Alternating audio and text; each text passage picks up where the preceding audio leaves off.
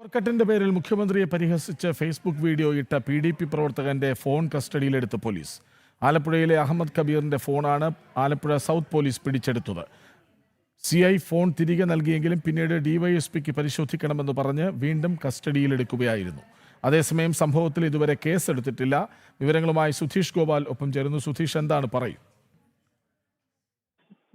കഴിഞ്ഞ ദിവസമാണ് നിരവധി തവണ കറണ്ട് പോയതിനെ തുടർന്ന് ഇന്നിത് എത്രാമത്തെ തവണയാണ് കറണ്ട് പോകുന്നത്. പൂക്കി മൈ എന്ന എഴുതിയ ഒരു പോസ്റ്റാണ് അഹമ്മദ് കബീർ ഫേസ്ബുക്കിൽ കുറിച്ചത്. ഇതുമായി ബന്ധപ്പെട്ട് ചില കോൺഗ്രസ് പ്രവർത്തകരും JSP പ്രവർത്തകരും മറ്റും പോലീസിൽ പരാതി നൽകിയിരുന്നു. അതിന്റെ അടിസ്ഥാനത്തിലാണ് ആലപ്പുഴ സൗത്ത് പോലീസ് കബീറിനെ സ്റ്റേഷനിലേക്ക് വിളിക്കുകയും ഫോൺ കസ്റ്റഡിയിൽ എടുക്കുകയും ചെയ്തത്.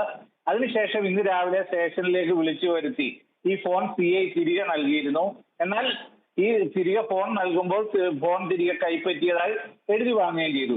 അതിനുശേഷം ഇയാളെ തിരികെ വിളിച്ച് ഫോൺ വീണ്ടും DYSP കസ്റ്റഡിയിൽ എടുക്കുകയായിരുന്നു. DYSPക്ക് കൂടി പരിശോധിക്കണമെന്നാണ് പറഞ്ഞത്. ഇത്രയേറെ നടപടികൾ നടന്നിട്ടും ഇതുവരെയും ഇയാൾക്കെതിരെ കേസെടുത്തിട്ടില്ല എന്നതാണ് മറ്റൊരു കാര്യം. എന്തു തന്നെയായാലും ഈ പവർ കട്ടിനെതിരെയുള്ള പ്രതിഷേധത്തിനിടയിലാണ് ഇത്തരം സംഭവങ്ങൾ അരങ്ങേറുന്നത്. കൃഷ്ണരാജ്.